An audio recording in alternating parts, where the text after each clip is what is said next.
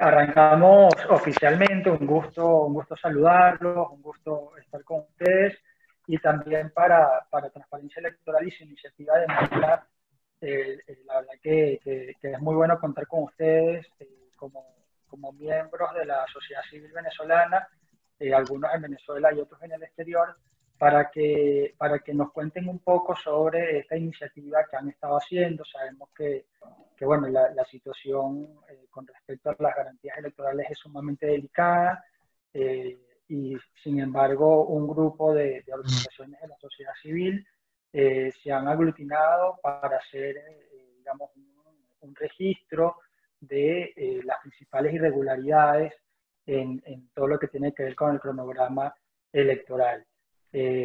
Bueno, vamos a contar el día de hoy con tres personas que forman parte de esta aglutinación de organizaciones unidas por la democracia.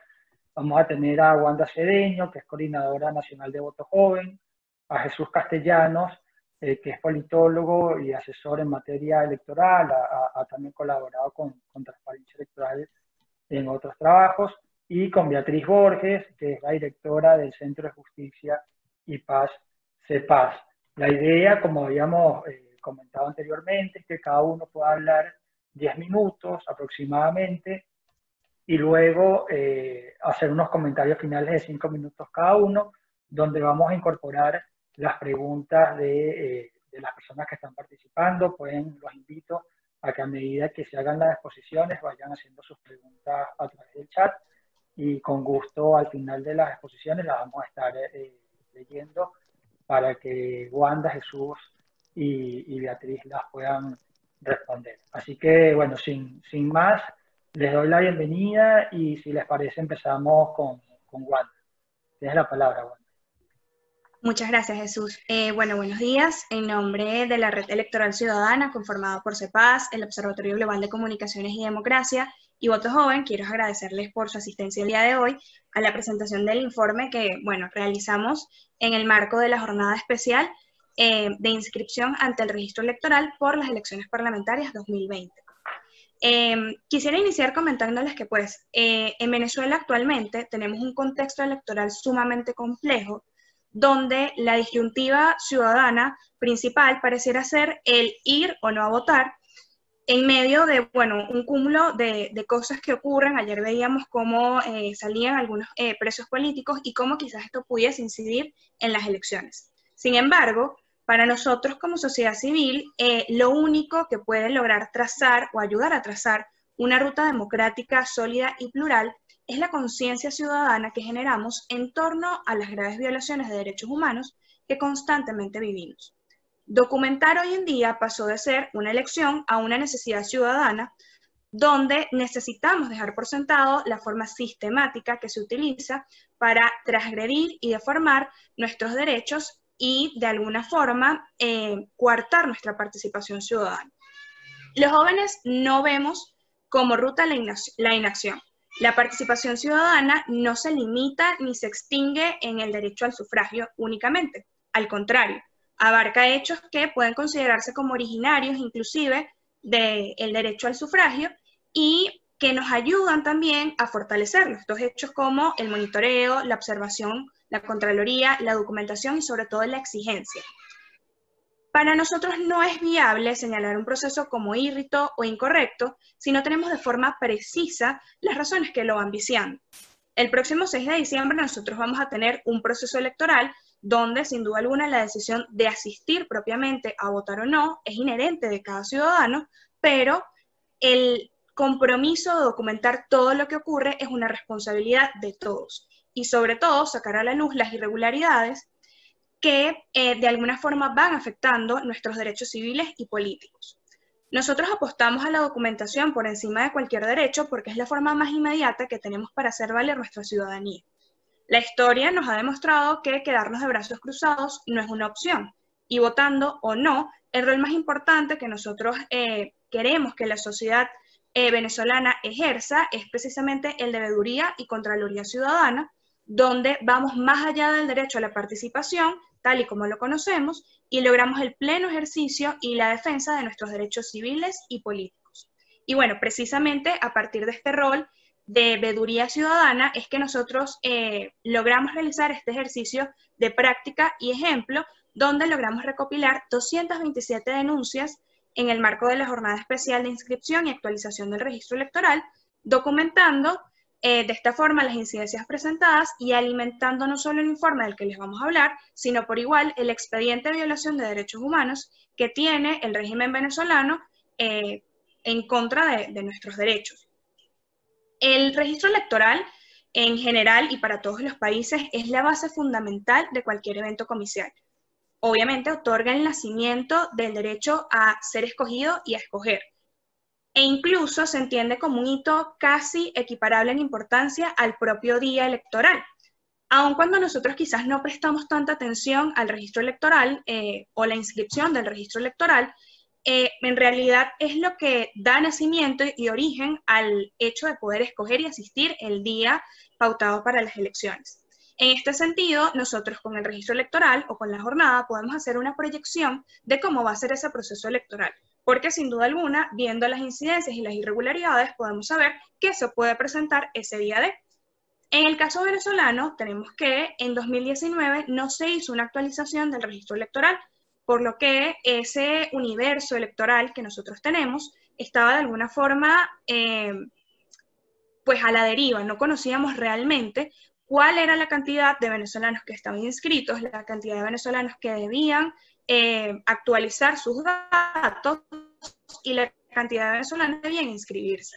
Sin embargo, por información que nos facilitó Eugenio Martínez, que es un periodista enfocado en el ámbito electoral, alrededor de 2.000 jóvenes no estaban inscritos en el registro electoral. De ellos, 700.000 estaban en el exterior, por lo que no podían inscribirse en el registro electoral en esta jornada. Teníamos entonces 1.300 jóvenes que debieron inscribirse en este proceso especial que se realizó. Sin embargo, de acuerdo a la propia información que suministró el CNE y bueno, cuentas que nosotros sacamos, solo 20.000 jóvenes se inscribieron de estos 700.000. Ahora, la pregunta es, ¿por qué de 700.000 jóvenes solo 20.000 se inscribieron? Y aquí pasamos entonces con las incidencias. Estos 700.000 jóvenes, estos 1.300 jóvenes susceptibles de inscribirse debieron enfrentar obstáculos como la restricción de movilización en medio de una cuarentena y aislamiento social por la pandemia, donde pues se encontraba de alguna forma aisladas las parroquias y donde de igual forma no habían puntos en todas las parroquias, por lo menos en el caso de mi parroquia, que es La Vega, no había un punto cercano al cual se pudiese asistir. Teníamos por igual pues los puntos ambulantes, como nosotros los denominamos, que eran puntos móviles que aparecían en un momento o en un día en cierto sector y al día siguiente lo cambiaban sin previa notificación. Entonces el ciudadano que iba a inscribirse pues ya no lo encontraba. Por igual teníamos la exposición ante la evidente falta de un plan biosanitario que fuese factible y que además garantizara la protección de la ciudadanía. Veíamos cómo propios funcionarios del CNE hacían mal uso del tapabocas, cómo no tenían las caretas ni tenían el espacio correcto que se debía disponer de acuerdo a la propia normativa que el CNE dispuso, donde pues se recomendaban cristales o plástico protector, se recomendaba no entregar por la propia OEA papeles o comprobantes físicos que pudiesen facilitar ese contagio, no utilizar el mismo bolígrafo y pues obviamente mantener el distanciamiento social. Ni los propios funcionarios ni los ciudadanos que asistieron cumplieron con esto. Y esto lo evidenciamos no solo del registro que nosotros hicimos, sino inclusive de las propias imágenes oficiales que publicó el CNE. Es decir, para ellos el tema biosanitario pasó a un segundo espectro de alguna forma. A todas estas incidencias o estos obstáculos que ellos tuvieron que sortear, debemos además añadirles hechos como el proselitismo político que ejercían funcionarios de alto rango de la administración pública, como por ejemplo Nicolás Maduro en su cuenta de Twitter llamando a inscribirse directamente a la juvenil del PSUV. Este es el partido del gobierno y pues evidentemente estaría bien si llamara a los jóvenes en general, pero ya llamar directamente juvenil de un partido enfoca un proselitismo y favoritismo político por igual. Teníamos por igual una alta presencia de militares y de milicia en los centros de inscripción y actualización ante un proceso eminentemente electoral. Nosotros en Venezuela nos hemos adaptado ya a que los militares de alguna forma tienen una presencia constante y alta en medio de estos procesos, y la realidad es que son ciudadanos y no deberían estar presentes al menos con el uniforme. Realmente es un proceso netamente cívico y como tal debe mantenerse. Teníamos por igual la movilización que realizaba pues, el partido del gobierno, el PSUV, a habitantes de distintas comunidades y por igual la aplicación del clientelismo ofreciendo un bono a quienes iban a inscribirse o actualizarse. Por acá entonces tenemos una incidencia importantísima porque el registro electoral no puede contener coacción alguna y debe ser un acto de voluntad expreso del ciudadano.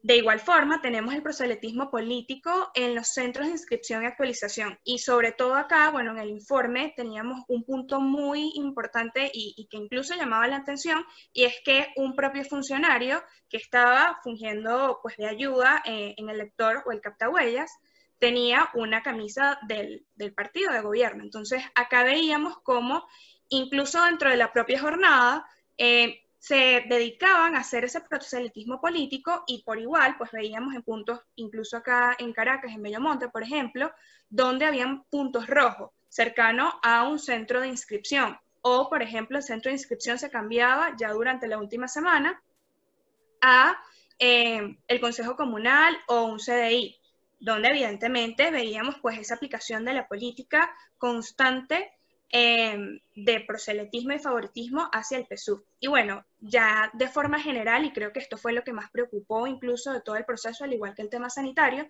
era el poco tiempo que tenían para inscribirse. En el marco de una pandemia mundial, un proceso de aislamiento donde teníamos restricción en movilización, solo se otorgaron 13 días para este proceso con una extensión de 72 horas.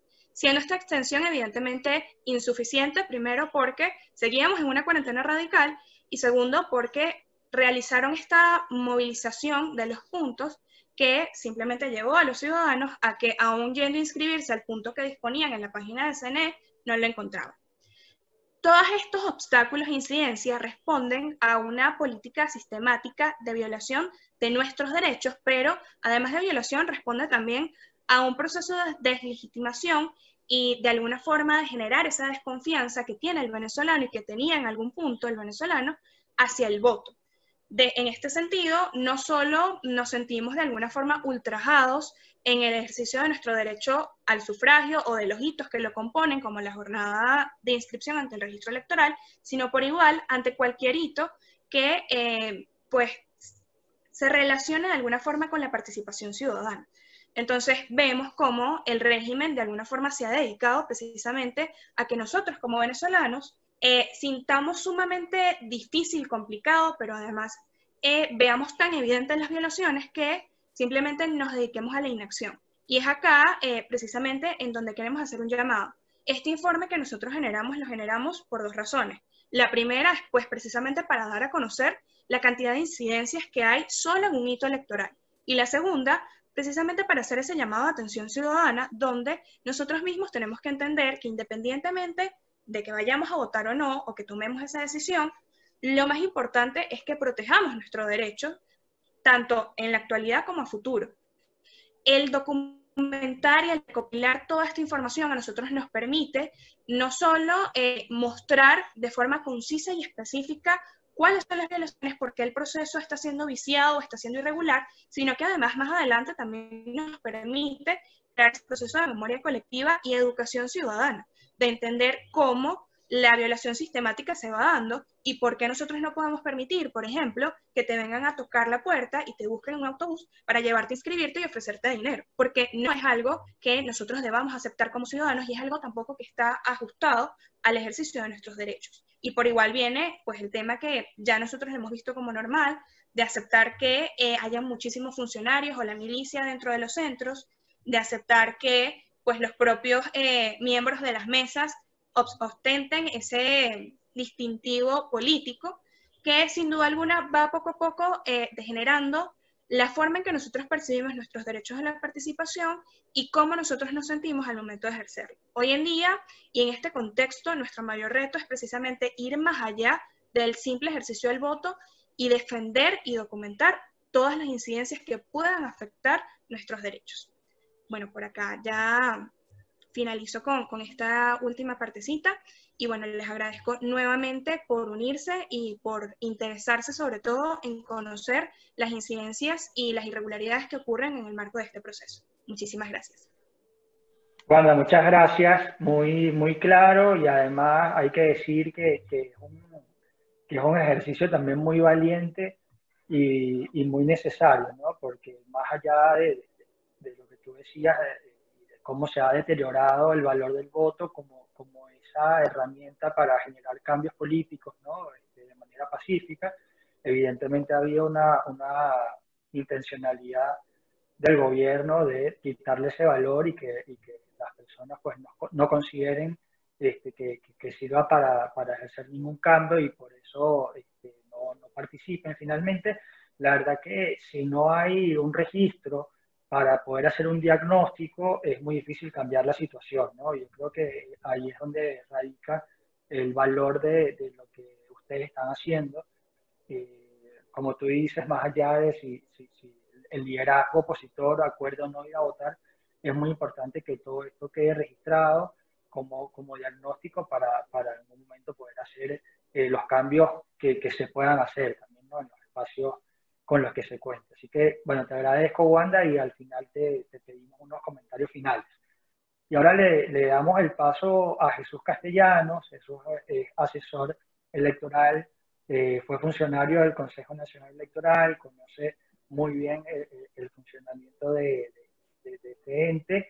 Y bueno, además, bueno, tiene una experiencia con organismos internacionales, así que va a ser muy valioso seguramente tu aporte, Jesús, y nos vienes a hablar un poco de las irregularidades que se han ido presentando en el proceso electoral. Y yo quisiera aprovechar para que dentro de estas irregularidades, si nos alcanza el tiempo, también nos hablaras un poco de eso que hemos visto, que has monitoreado mucho, que tiene que ver con lo de la crisis sanitaria, ¿no? Quizá no es el objeto principal que vienes a poner, pero sería bueno al menos un poco decir de qué manera no se están implementando los protocolos y cómo la población está tan expuesta a los contagios. Bienvenido, Jesús. Muchísimas gracias. Bueno, en principio quisiera de verdad agradecer en nombre del conjunto de organizaciones de la Red Electoral Ciudadana, Observatorio Global de Comunicación y Democracia, Voto Joven, CEPAS, pero además el conjunto de organizaciones que se están sumando a este músculo que intenta de alguna manera demostrar, tanto los públicos internos como externos, la importancia del tema electoral en Venezuela. El tema electoral es fundamental desde el punto de vista de retorno a la democracia, y en ese sentido, este conjunto de organizaciones, intentando de alguna manera articular esfuerzos, procura mostrar al mundo todo y cada una de las irregularidades asociadas al proceso electoral parlamentario 2020. De verdad, Transparencia Electoral, pues con quien tengo vínculos desde hace unos cuantos años, pues nuevamente de verdad muchísimas gracias por este apoyo de hacer visible ante la región lo que está ocurriendo en Venezuela desde el punto de vista electoral. Bueno, el proceso fue convocado, como ustedes saben, el 1 de julio, y a partir de ese momento ya este conjunto de organizaciones comenzamos a hacer una revisión sistemática, exhaustiva, documentada de todo y cada uno de lo que nosotros consideramos hechos importantes y sobre todo irregularidades importantes en el marco del proceso. La primera tiene que ver, sin duda alguna, ustedes lo van a recordar, con la determinación de la Sala Constitucional del Tribunal Supremo de Justicia, a través de la figura de la omisión legislativa, de designar a los rectores del Consejo Nacional Electoral en la sentencia 68. Vale destacar en esta decisión, que es contraria a lo que establece la Constitución y la Ley Orgánica del Poder Electoral, la Sala Constitucional determina que hay una omisión a pesar de que existía ya un movimiento dentro de la Asamblea Nacional, la constitución del Comité de Postulaciones, asunto que no fue nada fácil, por todo lo que seguramente ustedes saben, lo que ha significado el torpedear permanente del régimen contra el órgano legislativo nacional.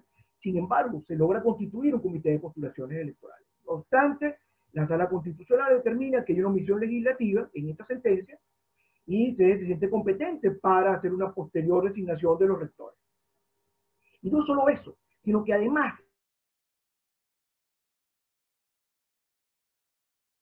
contrario a todo el marco constitucional y legal, competencia del Consejo Nacional Electoral para modificar la ley orgánica de procesos electorales.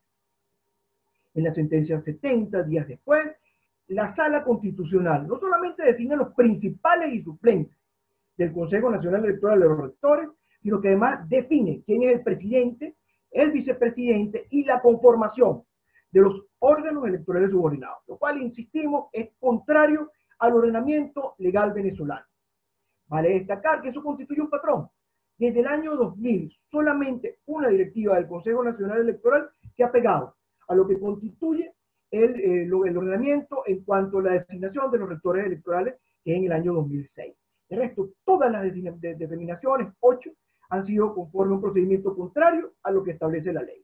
Y este patrón, insisto, del año 2000, se ha agravado en al momento no solamente de designar principales, suplentes, presidente, vicepresidente, órganos subordinados, sino que además el conferir la competencia desde el punto de vista legislativo ya entendemos que es un paso más desde el punto de vista del agravamiento de la confusión. No solamente esto, sino que además encontramos por otro lado, y esto lo va a explicar Beatriz Borges de CEPAS en la siguiente intervención, lo que tiene que ver con la intervención de los partidos políticos. Solamente mencionaré en lo que también constituye otro patrón en contra del pluralismo, que pasó un mandato constitucional, el TCJ y el Consejo Nacional Electoral han, de alguna manera, invadido lo que es la vida interna, la autonomía de los partidos políticos. En el marco de este proceso electoral 2020, vimos la intervención de la directiva del Partido Acción Democrática, del Partido Primero Justicia y del Partido Voluntad Popular. Y en proceso de postulaciones, no solamente entonces intervinieron directivas de partidos que siempre fueron vinculados con la oposición, sino también a partidos que en el pasado reciente habían apoyado a la alianza de gobierno del PSUV. Me refiero al Partido Tupamaro y al Partido Patria para Todos PPT. Vale destacar que estos partidos habían determinado un tiempo antes, momentos antes, que harían una alianza distinta a la del oficialismo.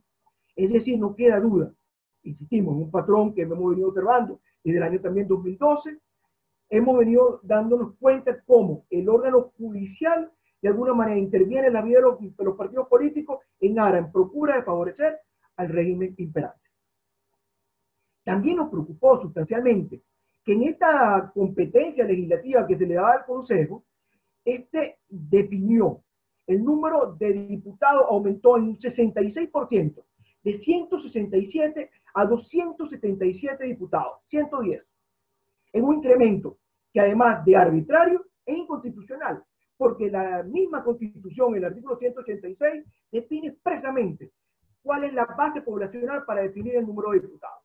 Es decir, el Consejo no solamente modificó la ley orgánica de procesos electorales, sino que inclusive modificó nuestra propia Carta Magna.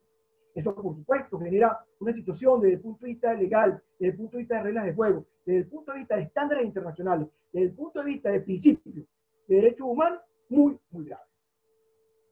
Adicionalmente, encontramos que el Consejo Nacional Electoral creó, en este marco de modificación y de definiciones arbitrarias, una circunscripción electoral nacional, en donde los electores, para destacar, no van a votar directamente por candidatos postulados en las listas nacionales, sino que va a ser producto de una sumatoria de las votaciones regionales. Algo que realmente que no tiene precedentes, pero que además, insisto, constituye violación a lo que es nuestro marco legal venezolano. Otro de los elementos que nos llamó poderosamente la atención fue lo que corresponde a la constitución de grupos de electores e iniciativa propia. En Venezuela tienen derecho a postular lo que es el sufragio pasivo, tanto partidos políticos nacionales y regionales como grupos de electores e iniciativas propias. El Consejo contempló en el cronograma la constitución de grupos y la parte de iniciativas propias, pero hizo definición tardía, procedimientos sumamente complicados, no estableció mecanismos biosanitarios y los lapsos muy cortos, tanto para la constitución de grupos como la iniciativa propia, lo cual, por supuesto, atenta también con el tema del pluralismo político. Además, que si intervienen los partidos, no se permite que otro tipo de actores puedan postular. Otro de los temas que también nos llamó la atención y que hicimos un llamado ante la opinión pública nacional tuvo que ver con la definición, 2 días antes, de un reglamento de postulaciones paritarias y alternas. En la búsqueda de algo que entendemos que es muy importante desde el punto de vista de derechos, especialmente con respecto al género.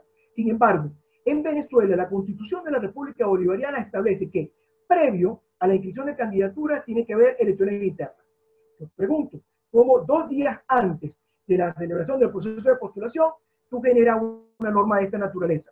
Pero además, hay una disposición constitucional que, bueno, ha violado todo lo que hemos mencionado, que se ha violado, mejor dicho, todo lo que hemos mencionado, que tiene que ver, el artículo 298, con la prohibición expresa de modificar la ley electoral 6 meses antes de la celebración de elecciones. En cuanto a la jornada especial de registro que bien explicaba Wanda, pues en efecto nos hemos dado cuenta también en lo que constituye otro patrón de violaciones electorales, que desde el año 2018, no ha habido una debida actualización, no ha habido una debida proceso de inscripción de los venezolanos. Organizaciones como Súmate, como Observatorio Electoral Venezolano y también Eugenio Martínez han señalado que aproximadamente 2 millones de venezolanos con derecho al voto no se han podido incorporar al registro precisamente por esto. Lo cual, por supuesto, constituye un problema gravísimo desde el punto de vista de la celebración de la elección auténtica, porque se está vulnerando el derecho a la participación, tanto activa como pasiva, a estos venezolanos. Pero además, en esta jornada, que duró 17 días, 14 días originalmente, y 3 días de prórroga, encontramos otro conjunto de elementos que, bueno, como Wanda nos explicó, nos preocupó sustancialmente. Dentro de ellos está el tema de los protocolos biosanitarios. Nosotros tenemos las recomendaciones que hizo, por ejemplo, la Organización de Estados Americanos, la OEA en su guía para organizar elecciones en pandemia, pero también el Instituto Interamericano de Derechos Humanos, también lo ha hecho IFE, IDEA. Un conjunto de organizaciones nos han dicho cuáles son las medidas mínimas que deberían definirse.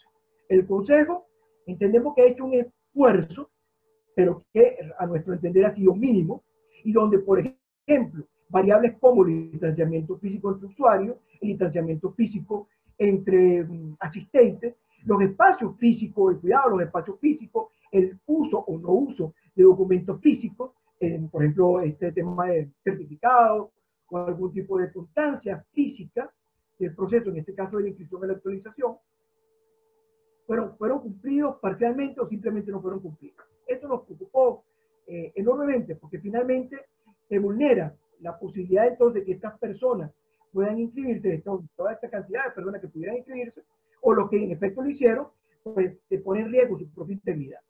Al final, solamente 250.000 personas se inscribieron, según la información del Consejo Nacional Electoral, lo que constituye un 1.1% de registro electoral. También llama la atención lo que ocurrió después. El rector Rafael Simón Jiménez, que fue designado en este mecanismo, insistimos, ilegal e inconstitucional, pero el TCJ renunció.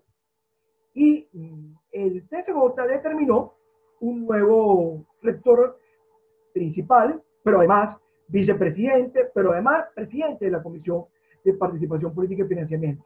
Leonardo Morales, vale destacar, entra en el juego, forma parte ahora de la directiva del Consejo Nacional Electoral, a pesar de que la sentencia número 70 no estaba en la lista de los rectores principales y suplentes que este órgano definió. Es decir, que se incumplió la Constitución, la ley y hasta su propia sentencia.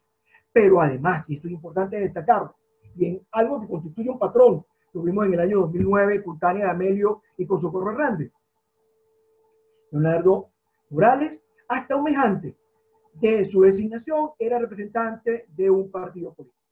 Y de hecho asistió, y hay video, y en el acta de auditoría está donde él está representando un partido político. Nuestra Constitución es expresamente clara en que no puede haber vinculación político-partidista en los sectores del Consejo Nacional Electoral. Esto simplemente es un paneo general a una cosa muy importante y que de paso va a seguir, seguramente estará dentro de nuestros siguientes informes. Nicolás Maduro ya comenzó la campaña electoral. Por más que haya un mandato expreso de cuánto es el lapso de campaña, Nicolás Maduro, quien detenta la presidencia de la República en Venezuela, por Venezolana de Televisión, canal del Estado venezolano, ya se reunió con, virtual obviamente, con dirigentes del partido el día 3 y el día 17 de agosto y definieron estrategias en el marco de la campaña electoral para la parlamentaria 2020. Lo cual, por supuesto, insistimos, es transgresor del mandato constitucional en cuanto a la debida imparcialidad de funcionarios públicos, pero además de lo que establece la ley contra la corrupción en cuanto al uso de recursos públicos para una determinada parcialidad. Y insistimos, esto solamente es parte de lo que estamos viendo y lo que estamos informando a través de nuestra plataforma y a través de este esfuerzo ciudadano de la red y de todas las organizaciones aliadas. Muchísimas gracias. Jesús, muchas gracias. Bueno, 10 minutos era poco para recorrer todas las irregularidades. Creo que da para mucho más. Pero bueno, creo que se abordaron las más importantes y sobre todo las que tienen que ver con las garantías que tiene que dar el organismo electoral, ¿no? La forma en la que se manejó el nombramiento de los nuevos rectores y luego la incorporación de personas que venían hasta hace días representando a partidos políticos, la verdad que acaba con toda la imagen de imparcialidad que se le puede querer dar al organismo electoral y de las garantías que se le tienen que dar a los competidores, ¿no? Vamos a volver un poco con eso para los comentarios finales, pero ahora quisiera darle el paso a Beatriz Borges, quien es directora de CEPAS y que nos va a dar una perspectiva que tiene que ver más con el tema de derechos humanos, con la persecución que han sufrido bueno, los partidos políticos, las intervenciones judiciales, las inhabilitaciones, que también es una parte muy importante de lo que ha venido pasando. Beatriz, bienvenida. Saludos, buenos días a todos y a todas. Muchísimas gracias por esta oportunidad. Yo pues también agradecida con transparencia por esta ventana y poder compartir con los compañeros que venimos trabajando específicamente en este contexto, pero desde hace muchos años trabajando el tema de los derechos humanos en los contextos electorales. Y pues el trabajo de la REDAC, la Red Electoral Ciudadana, Voto Joven, el Observatorio de Comunicaciones y Democracia y CEPAS, en esta articulación con sociedad civil y diferentes organizaciones ha sido fundamental para entender que las elecciones o los procesos electorales tienen inverso derechos humanos, es decir, esos derechos que deben ser garantizados por el Estado y que consagran obligaciones que están contenidas en tratados internacionales, como las elecciones periódicas, que también sean auténticas, el derecho a presentarse como candidato, el sufragio universal, el sufragio igualitario, el voto secreto y esta libre expresión de la voluntad del electorado. Pero también abarca libertades fundamentales que son necesarias para que se den estos procesos electorales y estas elecciones, como la libertad de expresión, la libertad de reunión, la asociación, la libertad de movimiento y los derechos incluso al acceso a la justicia y recursos eficaces ante esos procedimientos que vengan o que los ciudadanos quieran ejercer acciones. Y de allí la importancia que entendamos o que veamos los procesos electorales no como situaciones de carácter político, sino como espacios donde la ciudadanía tiene derechos y donde el Estado tiene obligaciones. Y que cuando no se cumplan esas obligaciones, la ciudadanía tiene este derecho a exigir derechos. Y eso es parte de lo que estamos promoviendo desde la sociedad civil. Y este derecho a exigir derechos parte de una metodología de derechos humanos, que su base está en la documentación. No solamente basta afirmar que tenemos esos derechos, sino falta documentar cómo esos derechos fueron socavados. Y eso es un poco lo que estamos invitando a la ciudadanía en este contexto tan complejo, porque por otra parte, una de las cosas que entendemos es que la crisis política que vive Venezuela, la crisis generalizada que vive Venezuela en el ámbito humanitario, en el derechos humanos, la crisis de movilidad como consecuencia de todo esto, la migración forzada y la huida de venezolanos necesitados de protección internacional, tiene su base en una crisis de carácter político y en la ruptura institucional.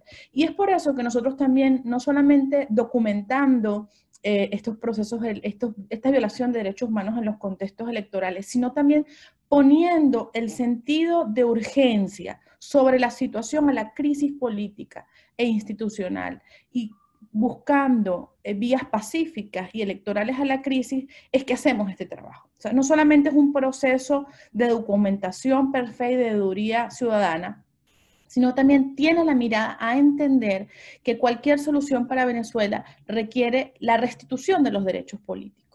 Si queremos que esta solución sea pacífica y que recuperemos y tengamos nuevamente las elecciones como mecanismos ciudadanos para la transformación de la sociedad.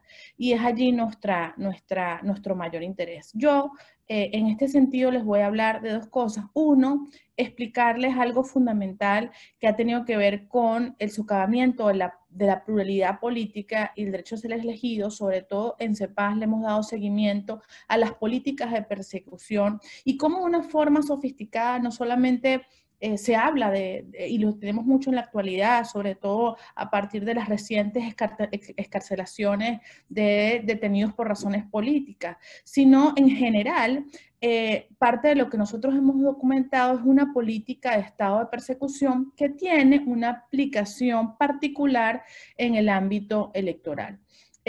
Yo quisiera hablar un poquito más del pasado porque Jesús habló de los hechos recientes, pero eso nos va a permitir ver estos patrones que les estoy hablando. Todos recordamos cómo en las elecciones parlamentarias del 6 de diciembre de 2015, la oposición o la agrupación o la coalición opositora que estaba agrupada en ese momento ante la Mesa de la Unidad Democrática logró obtener 112 diputados a la Asamblea Nacional de un total de 165, digamos, lo cual representa el 2/3 de la Cámara. Y frente a esto se dio como una mirada efectiva de la posibilidad de organismos o de fuerzas opositoras de presentarse al poder. Sin embargo, las políticas de persecución vinculadas en general, pero vinculadas a procesos electorales o a la participación plena en procesos especiales, tuvo un hito antidemocrático a partir de esa fecha, a través de diferentes vías, y es lo que voy a explicar. Una de ellas es esta declaratoria de inhabilitación para el ejercicio de los cargos públicos, que había venido siendo utilizada antes en el gobierno de Chávez, pero que efectivamente ha sido también utilizada por el gobierno de Nicolás Maduro para impedir la participación en los procesos electorales. Otro, y justamente ocurre después, en el 2017, luego que se juramentaran los 4 gobernadores simpatizantes de Acción Democrática, de los electos en el 15 de octubre, el gobierno nacional designó esta figura que no está establecida en la Constitución, que es el cargo de protectores. Es decir, existiendo una voluntad ciudadana y un candidato elegido de la oposición o no forma parte de la propuesta oficialista, se le nombra alternativamente unos protectorados de manera de no permitir o no garantizar el ejercicio de la participación y de la voluntad ciudadana que fue expresada a la elección de esos 4 gobernadores. Sabemos que el artículo 67 de la Constitución de Venezuela consagra la libertad de la asociación pacífica en Venezuela y sin embargo esta ha venido siendo afectada desde años atrás, sobre todo cuando hemos visto la supresión del financiamiento de los partidos políticos, que es como uno de los primeros antecedentes que uno ve cómo se ha puesto en una posición privilegiada al partido que ejerce el gobierno, porque tienen acceso a los recursos públicos y la posibilidad de que estos fueran desviados lamentablemente con fines partidistas, como lo estamos viendo. Y eso ha venido ocurriendo desde el año 2000 en adelante, y una de las cosas que también podemos señalar en este proceso reiterado y de larga data de socavación de los derechos políticos, es que la intervención entre el 2015 y 2012 y 2015 de las judicial de las directivas de Podemos, Minunidad, de COPEI y de PPT. Ambos, importante entender, 2012 y 2015, ambos años electorales. Y que incluyen algo que estamos viendo hoy en día, y es un poco lo que hablaba Jesús, las designaciones por parte del Tribunal Supremo de Justicia de comisiones ad hoc previos procesos electorales. Vimos... otro de los patrones que vemos es este tema de las jornadas de validación con tiempos que no permiten que los partidos se evalúen, ¿no? En el 2018 lo vimos cuando esta jornada de validación se estipuló tan solo con 4 días, o sea, 28 horas para que un partido lograra validar sus firmas y solamente en esa oportunidad lo logró Acción Democrática. Dejando a otros partidos sin poder lograr su validación. De las elecciones parlamentarias a las elecciones presidenciales o al evento electoral presidencial, es decir, 2015 a 2018, también vemos la agudización de esos patrones de socavamiento de derechos políticos. Una de las cosas que vemos que en el caso de la elección parlamentaria del 2015, nosotros vimos cómo a pesar del patrón del ventajismo electoral, la falta de transparencia, la ausencia de garantías electorales previstas en la Constitución y las leyes, se logró obtener esta preferencia electoral de la oposición. Y, sin embargo, a pesar de haber tenido estos 2/3 de la Asamblea, fue despojada de 3 diputados electos por voto nominal y lista y circunscripción indígena, mediante lo que fue la medida provisional dictada por la Sala Electoral del Tribunal Supremo de Justicia. En estos patrones, como ustedes van viendo, en Venezuela, y lo hemos denunciado diferentes organizaciones de la sociedad civil, el Tribunal Supremo de Justicia, actuando de forma politizada, ha sido el brazo ejecutor de estos patrones de persecución, y vemos que en el tema electoral ha tenido un rol fundamental en el socavamiento de estos derechos políticos. Otra de las cosas que hemos visto es la actuación del Consejo General Nacional Electoral, negando la denominación provisional para constitución de partidos como el Movimiento por la Democracia Directa, la Unión Nacional Organizada, Marea Socialista y 20 Venezuela.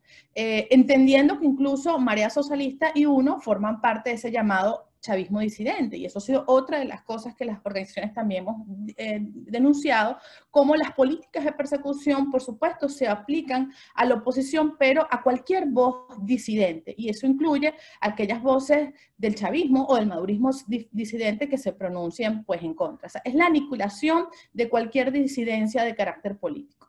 Creo que otra de las cosas importantes en cuanto a la creación de este nuevo ecosistema de partidos políticos, y en eso les recomiendo un informe realizado por el Observatorio de Comunicaciones de Democracia, donde muestra estos procesos o este socavamiento con las inhabilitaciones, con las suspensiones, con las intervenciones directivas del TCJ, cómo hemos perdido cuantitativamente y cualitativamente el ecosistema plural de partidos políticos en Venezuela. Y es allí donde nosotros concluimos que estos patrones de persecución, y específicamente los que socavan la pluralidad política, están muy vinculados a momentos electorales. Y ahora me llevo al presente. Eso que ya conocemos, eso que hemos visto en el pasado, está ocurriendo nuevamente ante este proceso. Y de allí lo importante que es documentarlo, que es este proceso de desgranar, de escribir, de dejar el expediente de lo que está ocurriendo en Venezuela, no simplemente afirmar en Venezuela no hay elecciones auténticas y darlo por sentado, es explicar, porque es un proceso que tiene patrones, que es sistemático, pero que también es muy sofisticado. Y aquí volvemos en esta convocatoria parlamentaria a ver la suspensión de los directivos de los partidos políticos, como este patrón de persecución que invalida estos partidos, y vemos las salas, las decisiones de la Sala Constitucional vinculadas a la suspensión de los partidos de Acción Democrática, de Primero Justicia y Voluntad Popular, que nombraron una nueva mesa directiva ad hoc y por supuesto perdieron el uso de la tarjeta electoral, el logo, el símbolo, los emblemas, los colores y cualquier otro concepto. Y llama la atención ver la defensa de los militantes de los partidos, cómo efectivamente muchos de los que dijeron, por ejemplo, decían, nuestro partido no es simplemente un logo, un símbolo, un emblema. Detrás de esos partidos está el derecho a la asociación de esos partidos, de esas fuerzas políticas de tener y de participar en los procesos electorales que hoy en día, lamentablemente, en Venezuela no es posible. Igual, cuando vemos el desarrollo del cronograma electoral y vemos cómo se está afectando el derecho a la asociación de las organizaciones con fines políticos, vemos también la afectación posterior a los partidos que ya le dije, del movimiento republicano, del partido Tendencia Unificada para Alcanzar el Movimiento, el Tupamaro y la IPT. Y por último, vemos el comunicado del Consejo Nacional Electoral que desconoce la directiva de del partido Nueva Visión para mi país, que es Nuvipa. Es decir, estos primeros meses de desarrollo del cronograma electoral dejan en evidencia este patrón sistemático de incumplimiento por parte de quienes controlan el poder de las normas electorales, cómo se vulneran los derechos humanos de los ciudadanos y cómo se vulneran los tratados internacionales, que ha sido parte de poder documentar toda esta sentencia. Y allí cabe entender que Naciones Unidas ahorita tiene un proceso, un mandato del Consejo de Derechos Humanos sobre Venezuela para el monitoreo de los derechos humanos en Venezuela. Y está monitoreando esto que está pasando en Venezuela. Igualmente nosotros hemos enfatizado el rol de Naciones Unidas en lo que sería el posible desarrollo de un mecanismo de asistencia técnica electoral como una forma de también poder avanzar en lo que sería el futuro de elecciones auténticas en Venezuela. Solamente quería terminar y le preguntaría si me podrían habilitar la página para compartirles el mecanismo de documentación que estamos utilizando las organizaciones, que es un mecanismo disponible para los ciudadanos y ciudadanas que estén viéndonos. Denme un segundo para buscarlo aquí, si aquí está. Que pueden utilizarlo para justamente esto que estaban hablando tanto Wanda como, ¿lo ven allí? ¿Se refleja en la página? ¿Sí? Gracias. Es el mecanismo que hemos estado, toda esta experiencia acumulada en documentación, no solamente el día electoral, y eso es muy importante, sino en el camino de que se forman las elecciones. Mucha gente dice, las elecciones van a ser fraudulentas, pero es que todo el camino está tan minado que cuando llegues a las elecciones no hay forma ya que se restituyan esos derechos. Entonces, ir sin un sistema de pluralidad de partidos, sin que haya específicamente las personas puedan participar libremente. Es parte de lo que ha pasado en Venezuela y es uno de las irregularidades y las violaciones a derechos. En términos de la plataforma de documentación, les recomiendo que se metan en esta página que se llama Venezuela Documenta. Sin embargo, pueden utilizar también las redes sociales. Lo interesante de esta plataforma es que está integrada con las redes sociales y cuando encontremos una irregularidad, como les mostraba Wanda y como les mostraba Jesús, rápidamente podemos documentarla en las redes sociales, aunque sí les pedimos que sean lo más específicos posibles en el qué, en el cómo, en el cuándo. Aunque, digamos, nosotros después pasamos por un proceso de verificación, es importante tener la información más precisa desde el primer momento. Si podemos tener un archivo audiovisual, un video, una foto que no los ponga en situaciones de riesgo o inseguridad, es importante que los dejamos ver. Si por mismo tema de seguridad no quieren usar las redes sociales, tenemos esta página, tenemos los correos electrónicos que pueden usar. Les comento rapiditamente, aquí básicamente les explicamos qué es la plataforma, aquí cómo pueden participar, y yo creo que un elemento clave, sobre todo para aquellos que manejan redes sociales, es la etiqueta, el Yo Documento 6D, con esa etiqueta, colocándolo en los Twitter, colocando en sus redes sociales, la plataforma absorbe esa información y nos permite también poder documentar lo que cada quien está viviendo en su jurisdicción.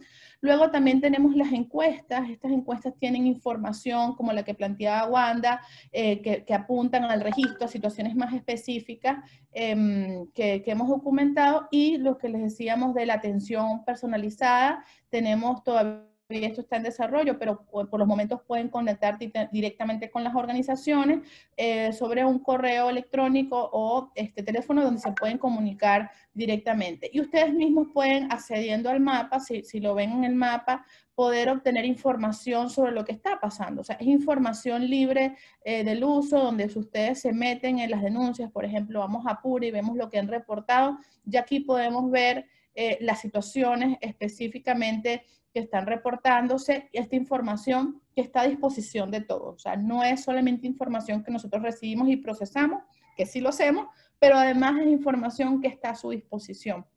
Este proceso de documentación, este proceso de voz ciudadana por nuestros derechos humanos en el proceso, en los contextos electorales, no debe ser solamente un grupo de defensores o organizaciones de sociedad civil. Los venezolanos tenemos la responsabilidad, el reto de recuperar la democracia de nuestro país, de ejercer el músculo ciudadano, y este proceso de veeduría, este proceso de documentación es lo que nos puede llevar a eso. Sabemos que estamos en un contexto demasiado adverso, ahora a más, porque pues el mundo con la crisis de la pandemia, todos estamos afectados, pero por eso el COVID no puede suspender nuestra lucha o nuestra recuperación por la democracia indefinidamente. Justamente la restitución de los derechos políticos, de la institucionalidad y de la posibilidad de tener elecciones libres, auténticas, es lo que va a mejorar a futuro la relación de Venezuela o la crisis de Venezuela, y es lo que no debemos renunciar. Sabemos que es difícil, sabemos que es duro, por eso estamos trabajando con estas herramientas para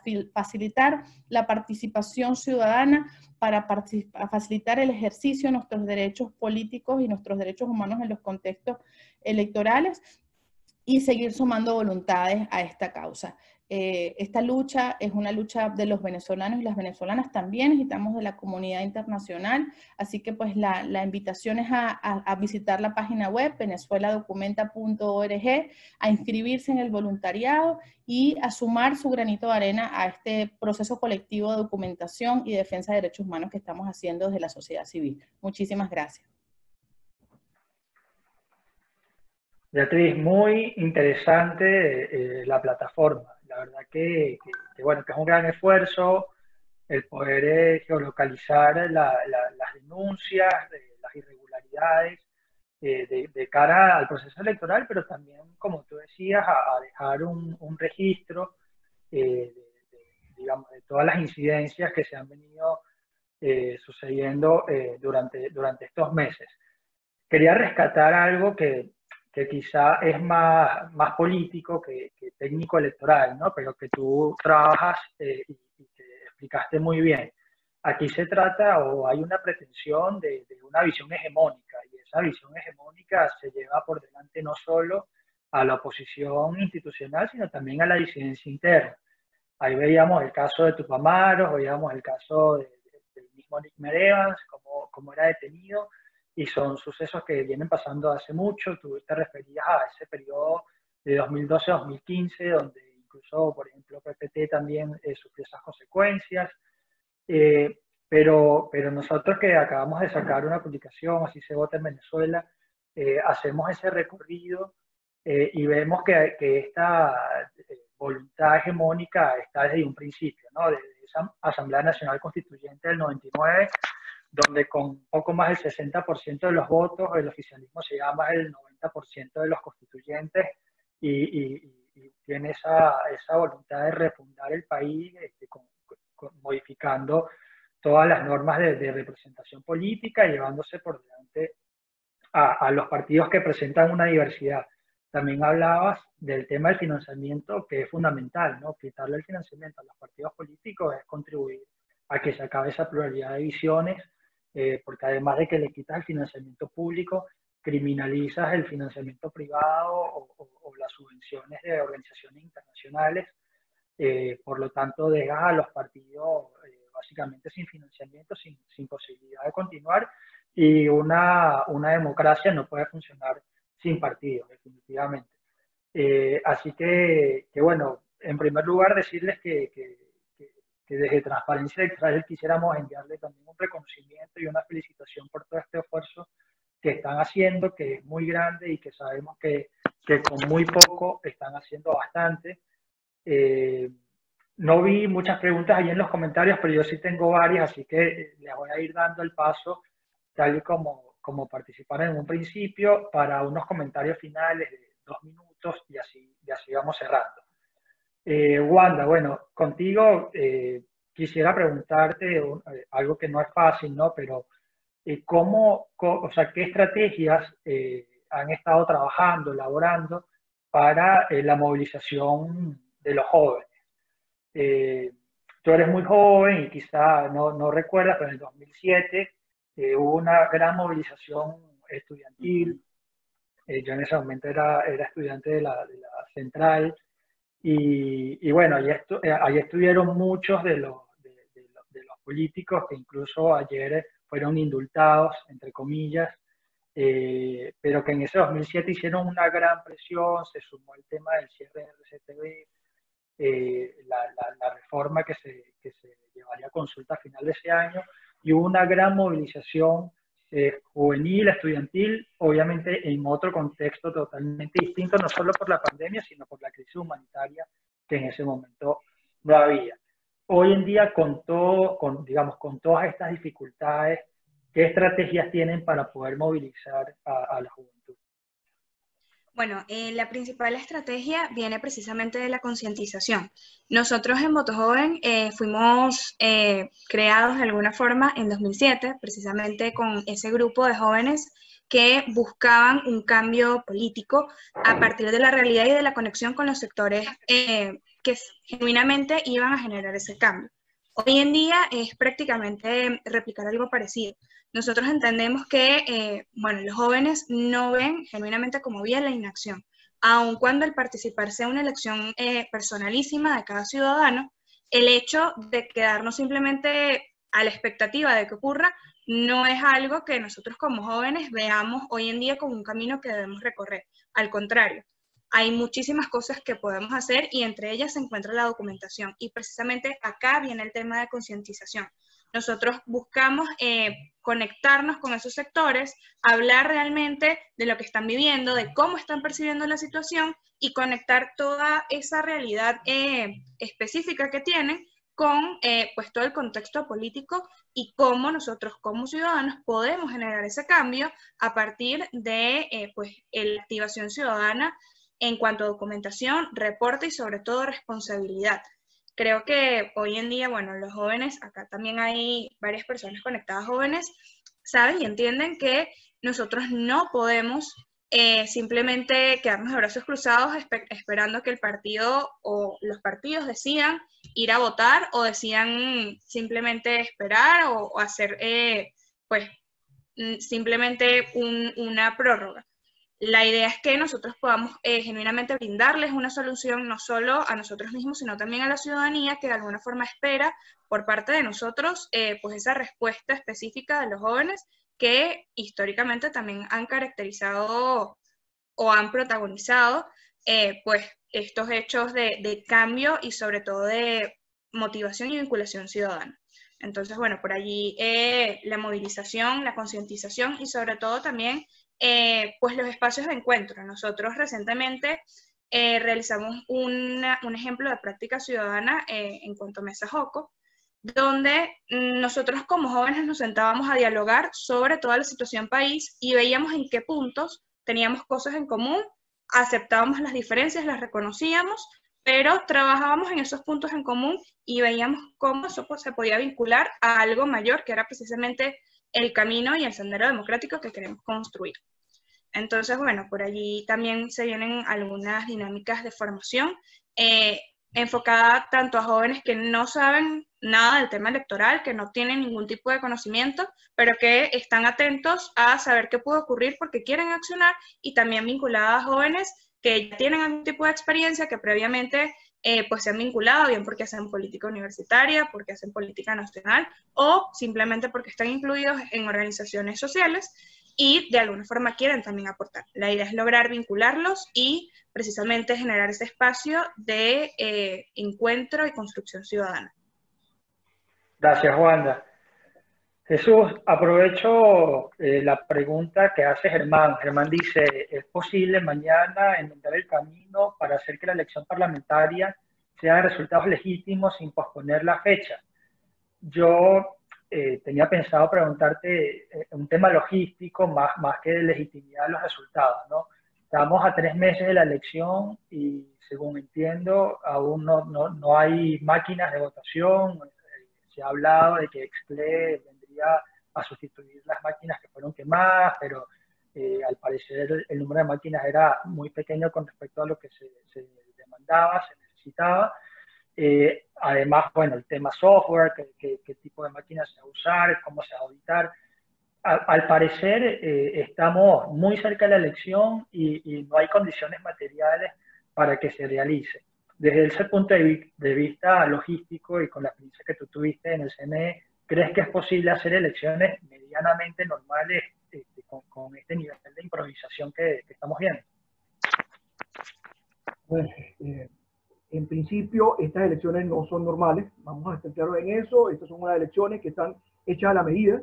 De hecho, leía hace días que sostenían de alguna manera que la boleta electoral que vamos a tener en algún momento, porque bueno, tuvimos una segunda prórroga hasta el 4 de septiembre y aparentemente viene una tercera prórroga. Pues mira, yo no sé, queda claro que esto es una elección hecha a la medida del régimen, por supuesto en un marco de incertidumbre, de reglas de juego inexacta, pues hecha sobre la medida del gusto de Maduro y todo el régimen. Y eso por supuesto pone ciertamente en condiciones muy complicadas una participación. Ahora bien, su relación al tema de las máquinas, eso constituye una de las grandes preocupaciones que tenemos. Por supuesto, lo colocamos como uno de los hechos más importantes porque todavía no hay información, pese a que la rectora de Amelio, la semana pasada, informó que ya las máquinas, el Consejo ya disponía de las máquinas.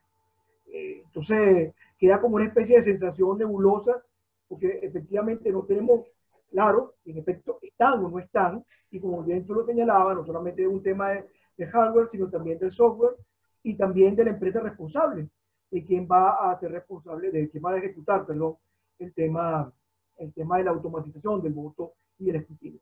Hay dos cosas, Jesús, que sí quisiera decir en estos minutos finales.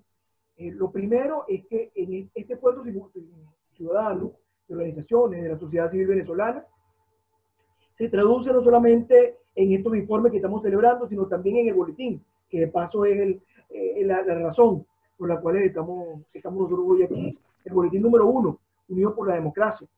Un boletín donde ustedes van a encontrar, comunidad nacional e internacional, van a encontrar información sobre administración electoral, sobre cronograma electoral, sobre partidos políticos, las campañas que estamos haciendo, las comunicaciones que se están generando, todo el accionar de los diferentes actores que están hablando sobre el tema electoral en Venezuela, lo van a poder encontrar en un boletín mensual, Unidos por la Democracia. Ya tenemos el número 1 del mes de julio, ya estamos preparando el número 2, correspondiente al mes de agosto.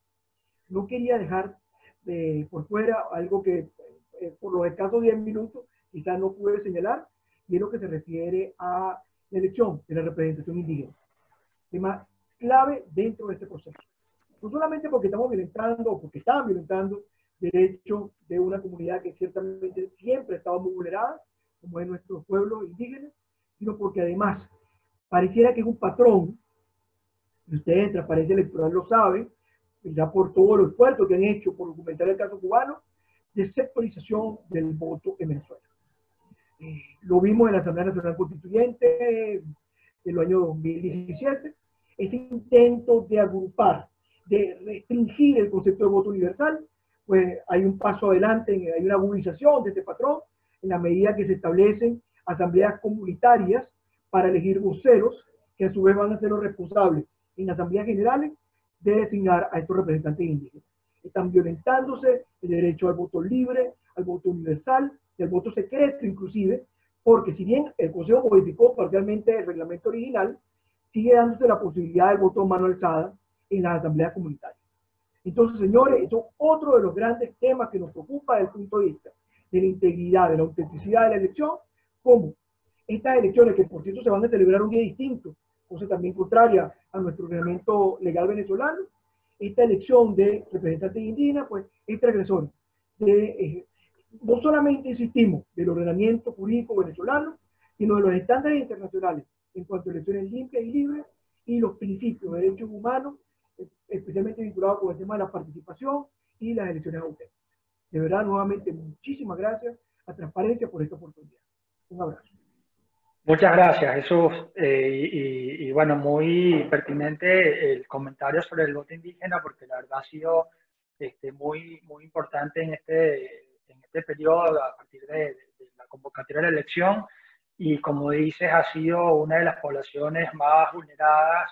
Bueno, el tema del voto a mano alzada, de que ya no haya secreto del voto, o de ordenar las asambleas indígenas de la manera que el oficialismo le convenga, la verdad que ha sido bastante fuerte y que quizá no ha tenido la repercusión que debería por todo el resto de irregularidades que también ha estado rodeando la elección. Viviana, por último, sí. Disculpa, Jesús. Bueno, complementar un poquito también el tema indígena con la irresponsabilidad que está teniendo el Consejo Nacional Electoral respecto a las juntas que ellos realizan, donde no se cumple el distanciamiento social, van a una comunidad indígena que ya desde hace muchísimo tiempo sabemos que están expuestos a enfermedades y que no tienen ningún tipo de acceso a los medicamentos que puedan ayudarlos, pero además no cumplen con los protocolos sanitarios que normalmente acá, pues en el resto del país no los cumplen, pero allá en una comunidad que está muchísimo más expuesta y es mucho más vulnerable, tampoco le prestan ningún tipo de acción. Entonces, por acá también resulta una irresponsabilidad en medio de este contexto. Así es, sí. Una situación, la verdad, que es sumamente delicada. Viviana, para terminar, a mí, bueno, me gustaría que tus comentarios finales, si te parece, vayan por el tema de justamente esta pluralidad, ¿no?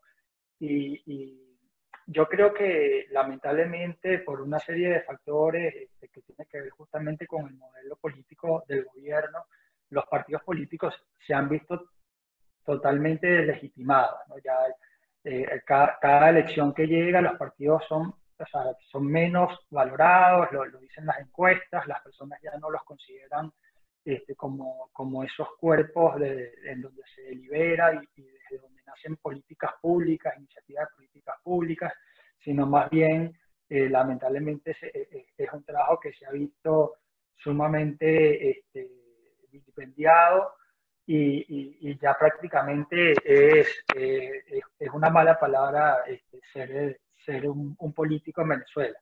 Y al mismo tiempo hemos visto que las organizaciones de la sociedad civil se han ido consolidando como esos espacios donde la ciudadanía ha podido acudir y que incluso han sido también una especie de conexión con el resto de países, con la región, con el mundo, con los organismos internacionales, han tenido esta capacidad de poder registrar lo que está sucediendo. Pero obviamente las organizaciones de la sociedad civil no participan en las elecciones, no son las que ganan las elecciones, no hacen campaña política. Entonces, la pregunta, que no es fácil, es cómo volver a crear partidos políticos con la legitimidad como para que la ciudadanía confíe en las elecciones, porque evidentemente no confía en primer lugar por todo lo que hace el gobierno para deteriorar la figura del voto como factor de cambio. Pero tampoco confía porque considera que los políticos o están aliados con el gobierno o tienen obtienen algún beneficio por tener esta forma de juego, digamos, que tiene con el gobierno, o porque, bueno, no se sienten representados, no hay comunicación desde los partidos, no hay formación, no se difunde el contenido o no se genera ningún contenido más allá de las elecciones, ¿no? Entonces, yo creo que es un gran reto y tiene que ver con este tema de la pluralidad de visiones que tú comentabas. Sí, bueno, es una pregunta compleja porque tiene varias dimensiones y creo que no todas se resumen en lo electoral. Es decir, Venezuela y la crisis política y la crisis multidimensional de Venezuela tiene muchas aristas y la posibilidad de que tengamos una democracia plena es una de las posibilidades o es una de las necesidades para que se dé la posibilidad del ejercicio de los derechos humanos. Y una democracia plena requiere un liderazgo democrático. Y para que pueda ejercerse el liderazgo democrático, tiene que cesar la política de persecución, que como decíamos, no son casos aislados, es sofisticada, no solamente, a veces uno, me lo preguntaba ayer en lo que la ciudadanía veía sobre las excarcelaciones, a veces pensamos que la persecución política solamente son los presos políticos, pero es que hay una cantidad de patrones, al menos en CEPAS hemos documentado más de 14 patrones de persecución que van a buscar anular a la disidencia, anular a las voces disidentes. Entonces, cesar esa política de persecución es una de las cosas que debe ocurrir, porque además tras esa política de persecución han habido violaciones de los derechos humanos, no solamente en el ámbito electoral, sino violaciones graves a los derechos humanos como tortura, detenciones arbitrarias, ejecuciones extrajudiciales. Entonces, en ese sentido, es fundamental que se cese la política de persecución. Por el otro lado, la ciudadanía organizada, los ciudadanos conscientes de sus derechos y sus deberes, tenemos que seguir haciendo demandas. Y en un contexto, y eso yo creo que es lo que tú te refieres, donde digamos, esta política de persecución ha tenido éxito en términos de proponer la extinción de la pluralidad de los sistemas de los partidos, es fundamental el que la sociedad civil, y eso es lo que estamos haciendo, estemos allí no renunciando a nuestros derechos, en un contexto adverso, en un contexto de restricción de derechos, pero con la ayuda internacional, que se entienda que para reconstruir el camino democrático en Venezuela tienes que tratar de socavar. Y me refiero a la pregunta que hacía Germán en el chat. Si se arreglara todo el día de hoy, yo no creo, o sea, yo creo que tenemos que, o sea, para poder lograr tener una elección con todas las garantías va a requerir de tiempo.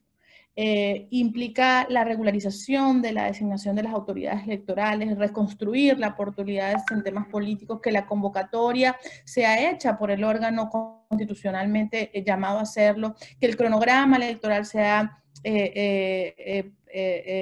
publicado con los tiempos y las garantías, que el registro electoral que se atienda a todas las auditorías pertinentes y que se pueda conformar e integrar toda la ciudadanía, tanto dentro como fuera de Venezuela.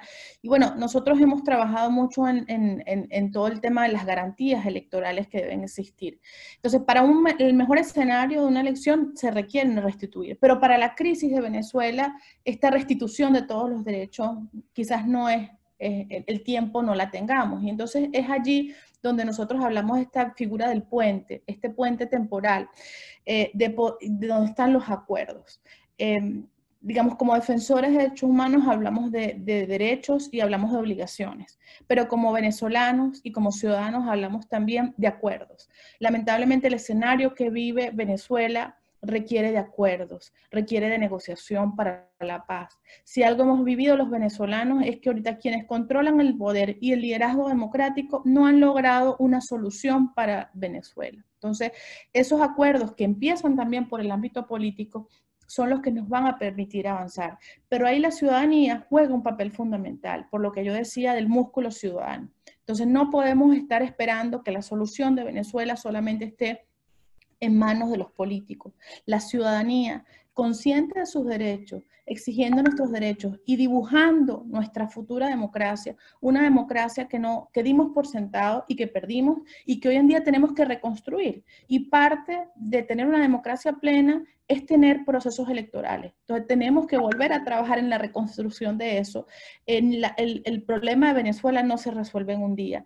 Y yo siempre trato de decir que nosotros tenemos que decir lo que la gente necesita escuchar y no lo que quiere escuchar. Lo que la gente quiere escuchar ahorita, lo que los venezolanos queremos escuchar ahorita es que se acabe esta tragedia ya, inmediatamente. El 80% de los venezolanos quieren un cambio político. La pregunta es, ¿cómo logramos ese cambio político? Y cómo logramos que ese cambio sea sostenible es parte de lo que nosotros como venezolanos tenemos que construir. No se lo tenemos que dejar a alguien fuera de Venezuela. Los venezolanos dentro y fuera de Venezuela tenemos cómo diseñar eso con ayuda de la comunidad internacional y sobre todo enfocándonos en que sí podemos hacerlo a través de vías pacíficas y electorales. Beatriz, muchísimas gracias. Bueno, como dices, no es una tarea sencilla y tampoco milagrosa como para que se arregle de un día para el otro, pero sí, si no se cuenta con la participación de todos los factores del país, será muy difícil que se pueda dar un cambio hacia la democracia, ¿no? Quiero agradecerles nuevamente a todos, la verdad que no solo agradecerles, sino felicitarlos por este trabajo que están haciendo, en las condiciones en las que se está haciendo, porque desde nuestra organización nos parece muy valioso también ponernos a disposición. Nosotros, como dijo Jesús, hemos trabajado ya con él, estamos a la orden, abiertos a no solo hacer una vitrina, una plataforma para los trabajos que ustedes puedan hacer, sino también para sumarnos en la medida que ustedes lo consideren pertinente. Así que, bueno, nuevamente darle las gracias a ustedes por participar, a los que se sumaron, hicieron preguntas, participaron. La verdad que esperamos que este sea uno de muchos encuentros que celebremos con ustedes. Así que agradecido y lo dejamos hasta la próxima. Muchísimas gracias a ti, Jesús, y bueno, a ustedes por este espacio. De verdad, súper agradecidos y súper importante también. Gracias, Wanda. Saludos. Saludos, muchísimas gracias. Feliz día para todos y todas. Feliz día. Muchísimas gracias, Jesús. El informe está en el chat. Por favor, no dejen de leerlo. Gracias. Saludos, Jesús. Gracias, Sandra, por